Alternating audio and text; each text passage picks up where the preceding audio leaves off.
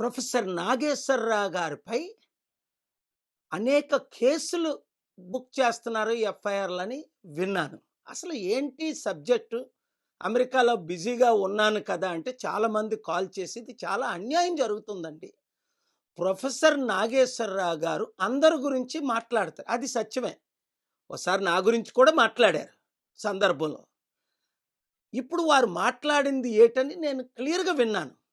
అందులో నాకేమైతే తప్పు కనిపించలేదు. అయినప్పటికీ ఒత్తిడి చేసినందువల్ల ఆయన మాటలు విత్డ్రా చేసుకున్నారట. చేసుకున్న తర్వాత కూడా ఆయన మీద కేసులు పెడుతున్నారంటే అది ఎంత దారుణం! అంటే ప్రజాస్వామ్యంలో ఇంకెవరు మాట్లాడకూడదా ఎవరి గురించి? మరి అలాగైతే చట్టాలు ఎందుకు? ఫ్రీడమ్ ఆఫ్ స్పీచ్ ఆర్టికల్ 19 ఎందుకు?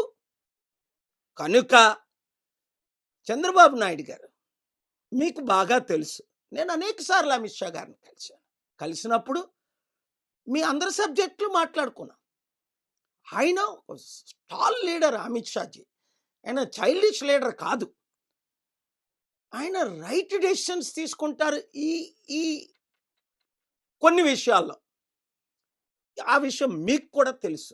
ఏమో నాకైతే ప్రొఫెసర్ నాగేశ్వరరావు గారు మాట్లాడిని సత్యమని అనిపిస్తుంది నాకున్న అనుభవంతో. పోనీ ఏదైనా ఆయన విత్డ్రా చేసుకున్నారు కదా.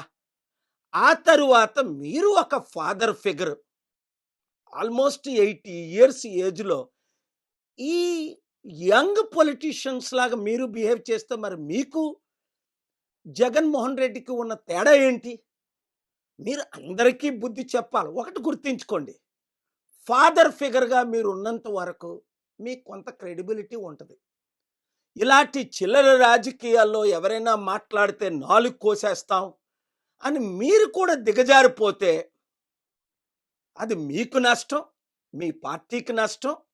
నాలాంటి పెద్దవారి ద్వారా మీరు అనవసరంగా కొన్ని ఇష్యూలు మీరు ఫేస్ చేయవలసి ఉంటుంది. కనుక తక్షణమే ప్రొఫెసర్ నాగేశ్వరరావు గారి మీద పెట్టిన కేసులన్నీ విరమించుకోవాలి, విత్డ్రా చేయాలి. నేను మానిటర్ చేస్తాను.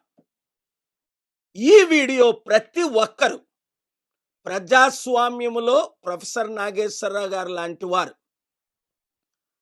ఎప్పుడు మాట్లాడుతూనే ఉండాలి, ఎప్పుడు ప్రశ్నిస్తూనే ఉండాలి. అందులో యువతి యువకులు ఈరోజు నిరుద్యోగులు ఎన్ని కష్టాల్లో ఉన్నారు, రైతులు ఎంత ఇబ్బందుల్లో ఉన్నారు.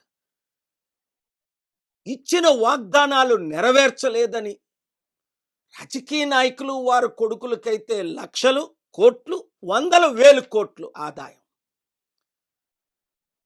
ఈ సాధారణమైన యూత్, అన్ఎంప్లాయిడ్ యూత్ మణిగిపోతున్నారు.